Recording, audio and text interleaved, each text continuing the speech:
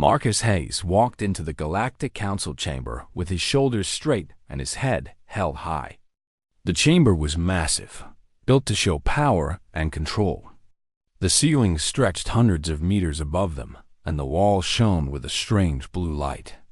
Alien species from across the galaxy filled the seats around the great circular table. They looked at the humans with cold eyes. Some turned away completely. Captain Marcus was tall, dark-haired, and wore the Earth delegation uniform with pride.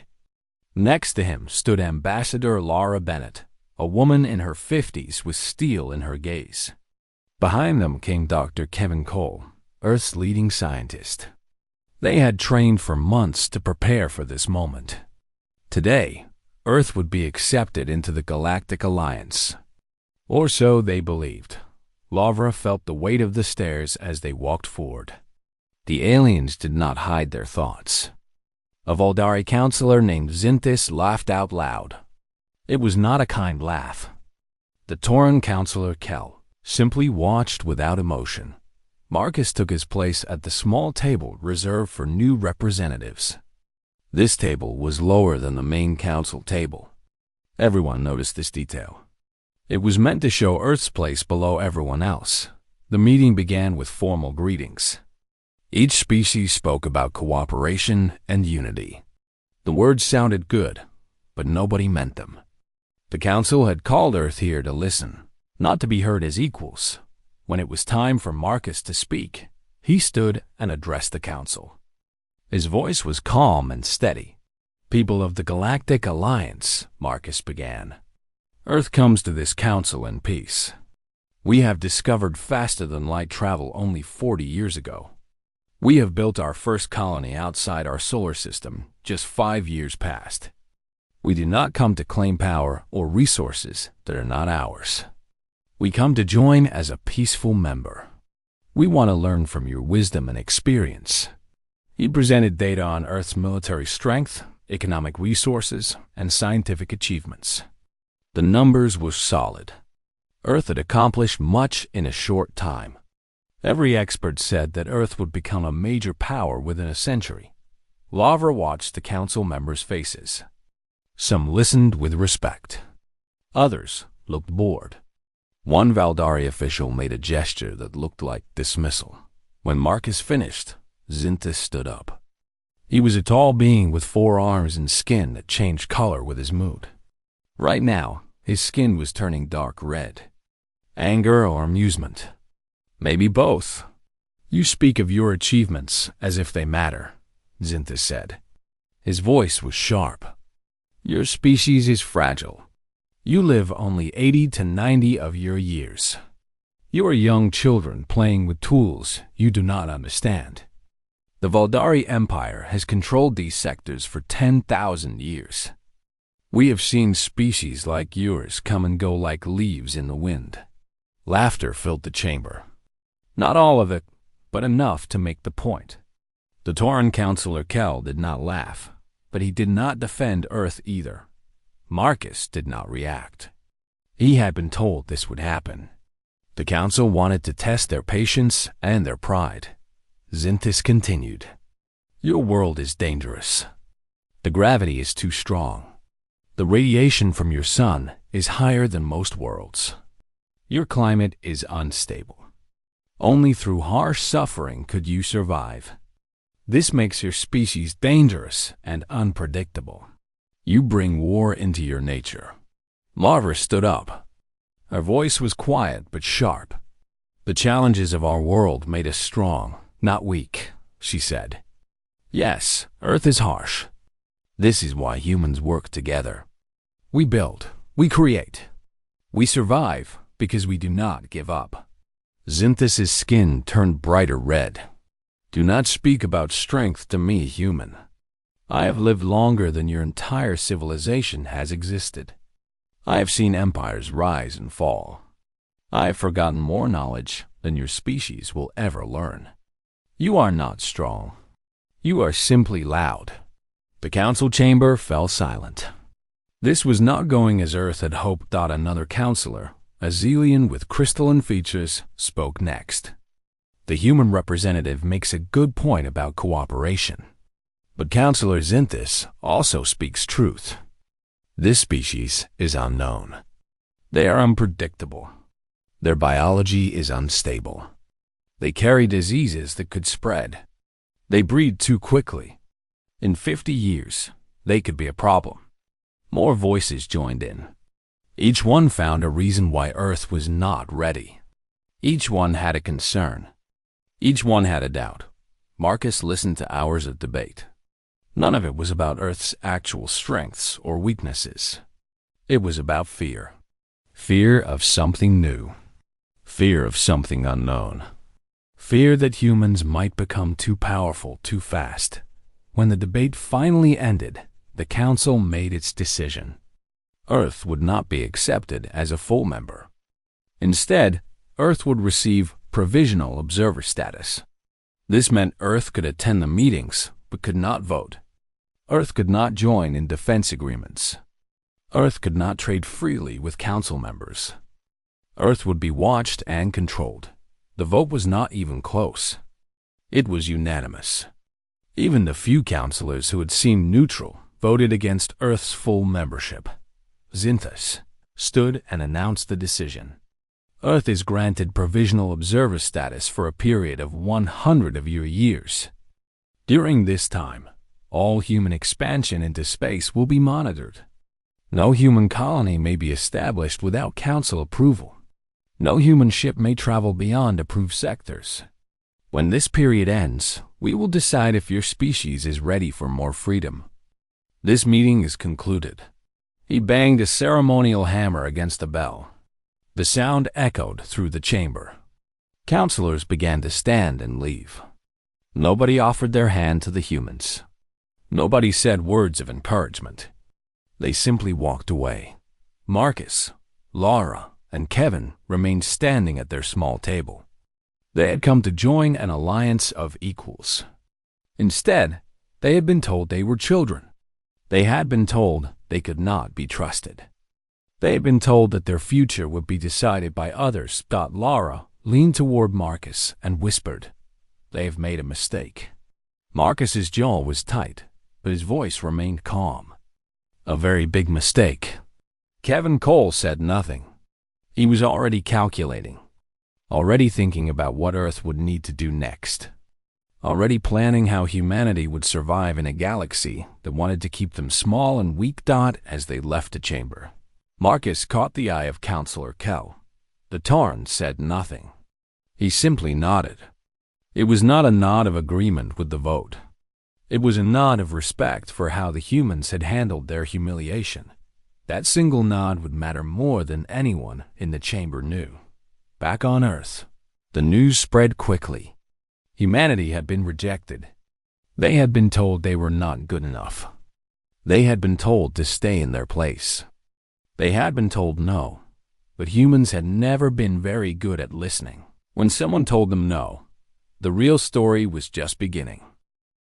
Secretary General Victoria Morris sat in the large circular room beneath the United Nations building in New York.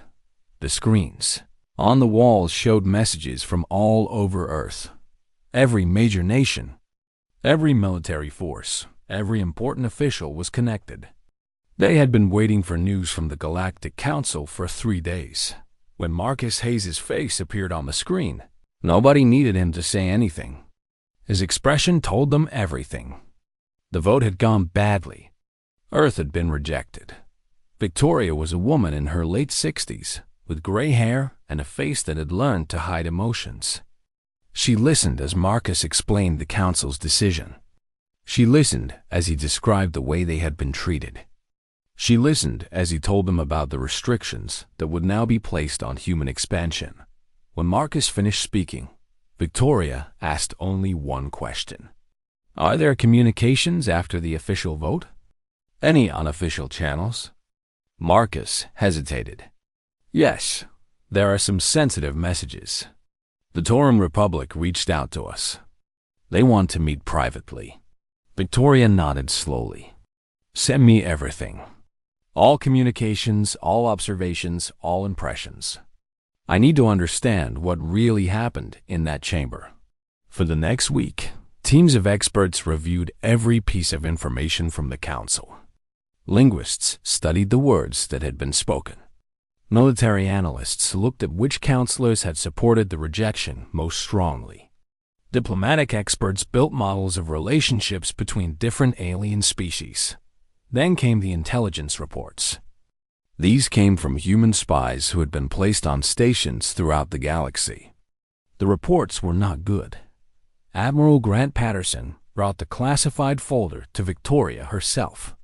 He was a tall man with a sharp mind and 30 years of military experience. His face was grim.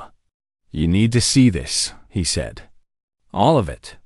Victoria read the reports in complete silence. The color slowly left her face. The Valdari Empire was planning something big. They had begun secret talks with 3 other major species. The talks were not about cooperation or peace. They were about control. The Valdari wanted to isolate Earth completely from the rest of the galaxy. According to the intelligence, the Valdari plan was simple and ruthless. They would establish a military blockade around Earth's solar system within 2 years. No ships would be allowed to enter or leave. Earth would be cut off from trade, from communication, from everything except survival on their own world. The plan would destroy Earth's economy. Without access to space resources, without trade with other worlds, Earth would collapse. They could not feed their population. They could not maintain their industry. Within 10 years, Earth would be begging for mercy. But the worst part was what came next. Once Earth was desperate enough, the Valdari would invade. They would take Earth's resources. They would enslave the human population. They would use Earth as a base for their own expansion. It was not politics. It was genocide. Victoria read the names of the species who had already agreed to join this plan. One was the Zelian species. Another was the Krull Collective. A third was the Moravian Alliance. All of them had sat in the council chamber and voted against Earth's membership. Now their votes made sense. They were not protecting the Alliance from humans.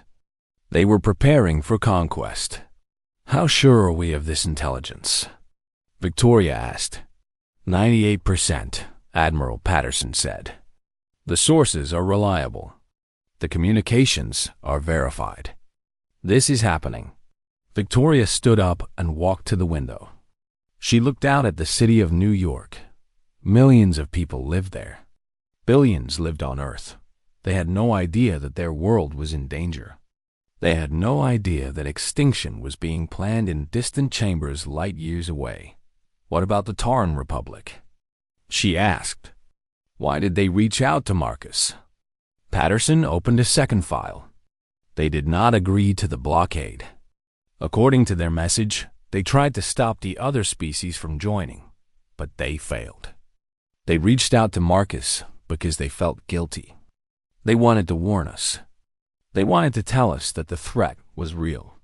Victoria turned back to him. "Can we trust them?" "I think so," Patterson said. "But we should not depend on them. We should assume we are completely alone." Victoria made her decision in that moment. It was the kind of decision that would change the course of human history. "Gather the cabinet," she said. "Get the heads of the military, the scientists, the engineers, everyone who matters. We meet tonight. And Admiral, prepare our response." That night, in a secure room hidden deep beneath the earth, Victoria told the truth to the people who controlled the world. She showed them the intelligence reports. She explained the Valdari plan. She made it clear that Earth's survival was at stake. The reaction was anger. The reaction was fear. But it was also something else. It was determination. "We cannot fight them," one general said. "We are too weak." "Then we will not fight them," Victoria replied. "We will remove ourselves from the game they are playing." She explained her plan. Earth would announce that it was withdrawing from the Galactic Alliance. They would do this immediately, before the blockade could be put in place. They would present the withdrawal as a proud choice, not a forced retreat. They would tell the galaxy that Earth refused to be controlled by species who looked down on them. They would tell the world that humans would be masters of their own fate. Then, in secret, Earth would begin the most ambitious project in human history. They would build warships. They would establish new colonies in forbidden space. They would strengthen their military. They would become so strong that no blockade could ever succeed. "We have 5 years," Victoria said. "Maybe less. In that time, we will transform Earth from a minor player into a power that nobody dares to threaten." An engineer named Dr. Elena Vasquez stood up. She was responsible for Earth's space technologies and military equipment. 5 years is not enough time to build what we would need, she said. Victoria looked at her. "Then we will do it in 5 years. Because the alternative is extinction. And humans have never been good at accepting extinction when we have a choice." The plan was approved. Resources that had been going to education and medicine and research were redirected. The best scientists and engineers were brought together. Factories were built in secret. Shipyards were constructed in hidden locations on asteroids and moons. Within weeks, the announcement came. Earth, through its official channels, declared that it was withdrawing from the Galactic Alliance. The announcement said that Earth's values were different from those of the Alliance. The announcement said that Earth would pursue its own path. The announcement said that humans would never bow to species who saw them as inferior. The galaxy received the announcement with shock and confusion. Nobody expected Earth to walk away. The Valdari were furious. The other species, who had agreed to the blockade, were uncertain. The Tauran Republic sent a private message saying they supported Earth's decision. What nobody knew was that Earth's withdrawal was not defeat. It was preparation. It was the moment when humanity began its true ascent. The real test would come when the Valdari tried to make good on their blockade. The real test would come when the galaxy discovered that humans, when pushed into a corner, did not surrender. They fought. They built. They survived, and they remembered every insult. 3 years after Earth's withdrawal, the orbital shipyards of New Singapore Station had grown into a massive complex. Ships of every kind filled the docks. Fighters, destroyers, transport vessels, and mining ships were being built at a rate that seemed impossible. Captain Marcus Hayes walked through the construction facility with Dr. Elena Vasquez. The noise was incredible. Welding torches burned. Metal rang as workers assembled the hull of a new destroyer. Humans worked around the clock in shifts that never stopped. "How many ships will we have by year 5? Marcus asked. Elena did not smile. She was always serious when talking about military matters. 300 combat vessels, minimum, she said. 2,000 transport ships. 500 mining and industrial vessels. And we are working on a station that will serve as our flagship command center." Marcus whistled. "That is more than I expected." "It is less than I want," Elena replied. "But it is what we can build with our current resources and workforce. Every scientist, every engineer, everyone who matters is working on this project. Nothing else matters anymore." They walked past a section where new ship designs were being tested. A fighter called the Hawk was being put through its paces in a vacuum chamber. The ship moved with incredible speed and precision. It was smaller than anything the Valdari used, but it was faster and more maneuverable. "Our advantage is not size," Elena said, as if reading his thoughts. "It is design. The aliens built their ships hundreds of years ago. They make them bigger and bigger, but they do not change the design much. We build new designs. We think differently. We use what we learn immediately. By the time they see a problem, we have already solved it." Marcus nodded. He understood strategy. He understood that David did not beat Goliath by becoming a bigger giant. David beat Goliath by using his mind. On Earth below, the public narrative was very different. The news channels told stories of human pride and independence. They talked about how Earth had chosen to stand alone rather than be controlled. They talked about how humans were building a great future for themselves. They talked about how the galaxy would soon learn to respect Earth. The people believed these stories because they were true. Yes, the stories left out the military preparation and the secret weapons development. But they did not lie about the spirit behind the effort. Young people volunteered for the space program in numbers that shocked administrators. Engineers competed to join the secret projects. Soldiers trained harder than they ever had before, knowing that Earth's survival might depend on their skill. On the moon, hidden bases expanded rapidly. Factories were carved into mountains. Shipyards were protected by defensive walls and weapon systems. Billions of tons of material were moved from the moon, the asteroids, and Mars to support the war effort. Governor Susan Walsh managed the colonial expansion program. Her job was to establish new human settlements in areas that the Galactic Council had forbidden. The rules said that humans could only expand in 5 specific sectors. The other sectors belonged to established alien powers. Susan ignored those rules completely. In secret, human colony ships left Earth, headed for forbidden sectors. They jumped through space using new routes that the Voldari did not know about. They landed on worlds that had been empty for millions of years. They established bases that looked small and harmless on the surface, but had deep underground facilities for weapons and resources. By the time the Voldari realized what was happening, humans had already established settlements on 47 new worlds. Each settlement had weapons. Each settlement had supplies. Each settlement could fight if they had to. The Voldari became angry. They demanded that the Galactic Council take action. They called the human expansion illegal and dangerous. But by the time they had organized a response, it was too late. The humans were already established. The humans had military powers spread across multiple systems. Any attack on one colony would be met with resistance. Then came the moment everyone had been waiting for. The Voldari blockade began. Voldari warships took up positions around Earth's solar system. They were huge vessels, 5 times larger than any human ship. But there were not as many of them as the Voldari had wanted. The other species had not sent as many ships as they had promised.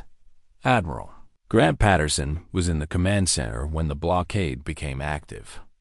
He looked at the displays showing the enemy ships arranged in a net around Earth's system. "How long until our first response fleet can arrive?" he asked. His operations commander, James Cooper, answered immediately. 30 minutes. They are standing by on Mars." Patterson nodded. "Deploy the Hawk fighters. Show the Voldari that we have teeth." What happened next shocked the Voldari Empire. Human fighters burst out from hidden bases and positions throughout the solar system. The Hawk fighters were smaller than anything the Voldari had ever seen in combat. They moved faster. They turned harder. They used weapons that fired in patterns the Voldari could not predict. In the first 3 minutes, 2 Voldari ships were damaged badly. A third lost its weapons system.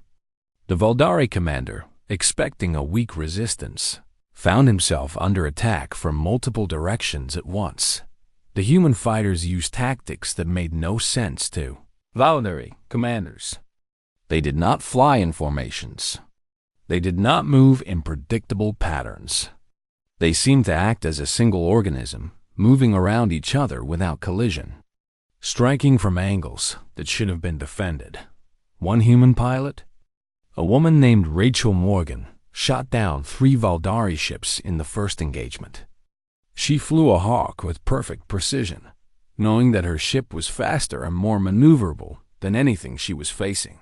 She knew her enemy was stronger but heavier. She used speed where the Valdari used strength. By the time human transport ships began to flee the solar system, only 6 Valdari vessels had not been damaged or destroyed. The Valdari Empire had lost more than 20 warships in the first battle. The commander of the blockade sent a message to the Valdari Empire. His message was simple and stunned every species in the galaxy. The humans have defeated us. We cannot maintain the blockade. They have more ships than we expected. They are better fighters than we predicted. I am recommending full military withdrawal. The Valdari Empire was shocked. They had expected Earth to crumble under pressure.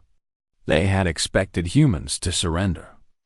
Instead, humans had fought back and won. The news spread through the galaxy like wildfire.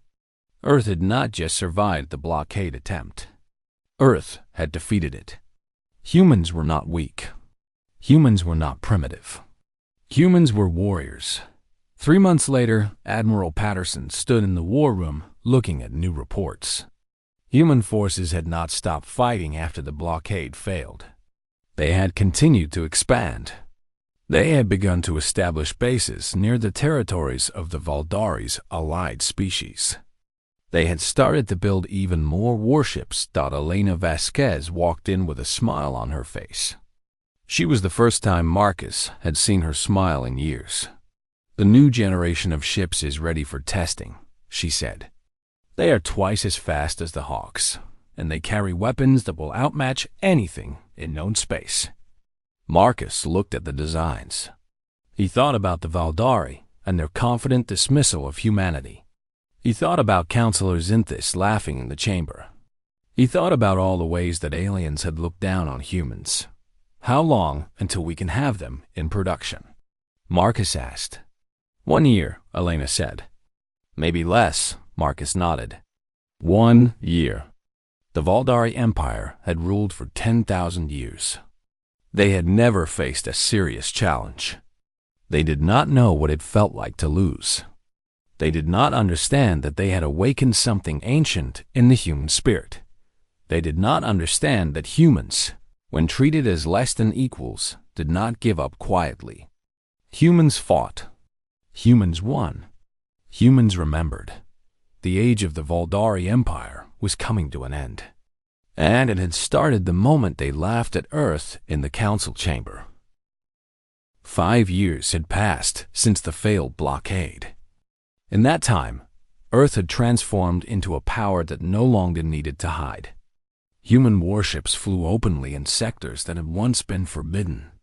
Human colonies existed on hundreds of worlds. Human traders moved through space with the confidence of conquerors. But Marcus Hayes was troubled. He sat in a conference room high above Earth, looking at reports of human military expansion. The numbers were staggering. Human forces had grown to a size that could challenge any single power in the galaxy. When combined, Earth's military might was greater than the Valdari Empire itself. Other species were reaching out constantly now. The Tauran Republic had formally asked to become Earth's ally. The Xelians, who had once voted against Earth's membership, were requesting trade agreements. 3 other major powers had asked for Earth's protection against their enemies. Marcus could see the path ahead clearly. If Earth wanted to, they could dominate the entire galaxy within a generation. They could take control of resources. They could demand that other species obey human law. They could build an empire that made the Valdari look small. One option sat on his desk. It was a proposal from military strategist Dr. Elena Vasquez.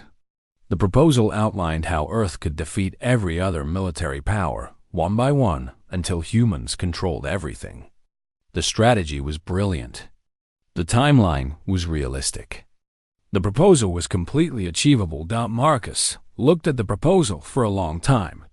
Then he picked up his communication device and made a call. "Get me the Secretary General," he said.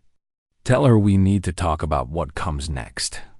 That night, in a private room, Marcus sat with Victoria Morris, Admiral Patterson, Elena Vasquez, Ambassador Laura Bennett, and Governor Susan Walsh.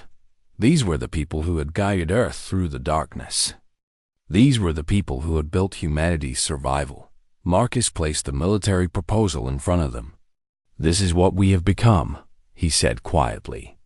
"We have the power to take control of everything.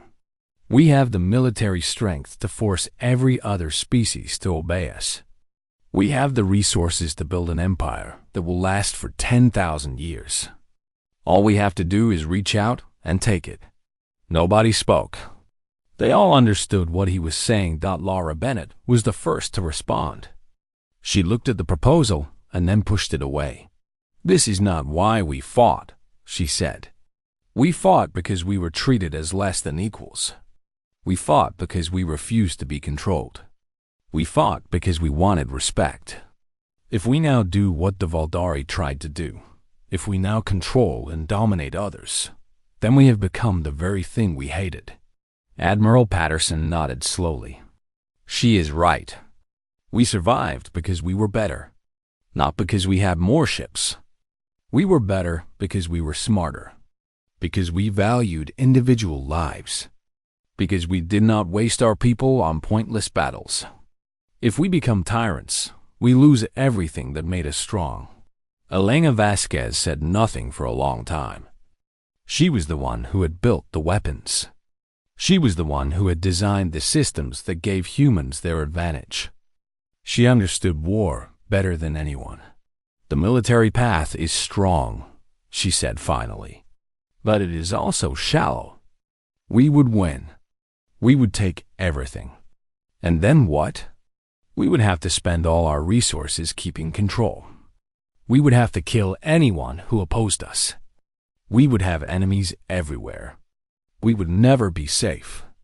Domination is just another kind of prison." Victoria Morris, who had been silent, finally spoke. "I did not withdraw Earth from the Galactic Alliance so that we could build a new tyranny," she said. "I withdrew so that we could survive.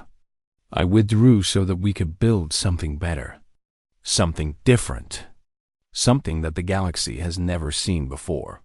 She stood and walked to a window. Outside, Earth turned slowly. Lights from cities covered its night side. Billions of humans lived below, each with their own hopes, their own dreams, their own reasons to live. "We are going to do something that the Valdari never did," Victoria continued. "We are going to offer something other than power. We are going to offer equality. We are going to offer partnership. We are going to offer a way of being that is not based on domination." She turned back to them. "I want to create a new alliance. The Independent Worlds Pact. It will be open to any species that wants to join. But there will be rules. Every member world has equal voice. No single species can control the others. No one can be forced to do anything against their will. We will work together because we choose to, not because we are forced to." Marcus understood immediately what she was proposing. It was radical. It was different. It was harder than domination because domination was simple. This was complex. This required trust. This required respect. This required believing that other species could be trusted.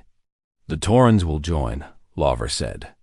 "They have been wanting a chance to do something different.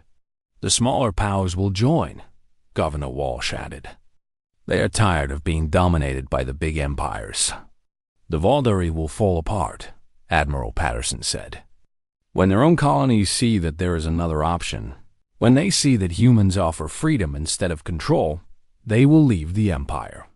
The Valdari cannot survive on force alone." Elena was already thinking through the tactical implications. "We become stronger through alliance than through conquest. One Tauran ship plus one human ship is better than either alone. Not because we command them, but because they work with us by choice." The decision was made that night. Earth would not pursue domination. Earth would pursue something much harder and much better. Earth would offer a new way. Over the next year, the Independent Worlds Pact was built carefully. Species who had been enemies joined together. Species who had been dominated by the Valdari found freedom. The pact grew until it represented more military power than the Vuldari Empire, more economic strength, and more influence. The Tauran Republic joined immediately and brought 3 other species with them. The Xelians joined after visiting Earth and seeing for themselves that humans meant what they said. Smaller powers that had been bullied by larger ones found protection and equality in the pact. The Vuldari Empire began to collapse. Colony worlds left the Empire to join the Independent Worlds Pact. Military officers deserted with their ships. Resources dried up as trade partners turned away. The empire that had ruled for 10,000 years was falling apart, not because it was defeated in battle, but because nobody wanted to be part of it anymore. Counselor Xinthis sent a message to Victoria Morris. He offered to negotiate peace terms. He offered to accept any demands if it would save the Vuldari Empire. Victoria's response was simple.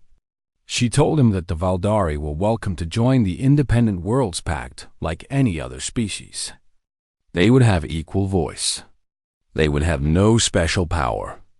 They would be treated like everyone else. The offer was rejected by Vuldari leadership, but many Vuldari citizens took it anyway. Hundreds of thousands of Vuldari left their empire and joined human worlds. They brought knowledge, technology, and experience. They integrated into human society and became part of something. New. Marcus stood in an observation room and looked out at the stars. Ships from hundreds of different species moved through space. Some were Vuldari. Some were Tauran. Some were human. But they were not flying as separate powers anymore. They were flying as a unified force. Lavra Bennett entered and stood next to him. "Do you regret not taking the Empire?" She asked. Marcus thought about the question carefully. "No," he said finally. "The Vuldari had an empire, and they lost it. We built something better. We built something that is strong because it is just. We built something that people want to be part of, not because they are forced to, but because it is right." Lavra smiled. "The galaxy will change because of what we chose tonight." Marcus nodded. "The Vuldari looked down on us. They thought we were weak. They thought we were primitive. What they did not understand is that true strength does not come from weapons or size. True strength comes from knowing who you are and refusing to change that, no matter what anyone else thinks." Below them, the lights of human space stations shone bright. The ships of the Independent Worlds Pact moved in coordinated patterns. The new age had begun. Not an age of human domination, but an age of partnership, equality, and hope. The new council chamber was built on the neutral world of Meridian Station. It was different from the old Galactic Council chamber in every way that mattered. The seats were all equal height. No species sat above or below any other. The table was circular with no head or position of power. Counselor Xinthis walked into the chamber with dread in his heart. He was much older now. His skin was pale, the color draining from it as he aged. Behind him came 2 other Vuldari officials, both looking defeated. The chamber was already full. Representatives from 100 species filled the seats. Humans were there in numbers, but they were not the majority. Taurans, Xelians, Krell, Moravians, and dozens of other species sat side by side. Victoria Morris sat in a seat on the circle, not at the head of any table. She looked at Xinthis without anger, without triumph. Her expression was calm and patient. "The Emergency Council is now in session," Victoria said. Her voice carried weight, but it carried no arrogance. "Counselor Xinthis, you asked for this meeting. You requested that we address the rise of human power and influence. You have requested that we discuss restrictions on human expansion. You have asked us to take action. I have allowed this request because I believe in the importance of listening to all perspectives. Please speak." Xinthis stood. His voice, once so strong and contemptuous, was now shaky. "The humans have taken over the galaxy," he said. Their military power is unmatched. Their influence grows every day. They have corrupted species that should have remained loyal to their own empires. They have seduced colonies away from their rightful masters. They have built an alliance that threatens the balance of power that is held for millennia. He looked around the chamber. I demand that this council place restrictions on human expansion. I demand that we limit human military development.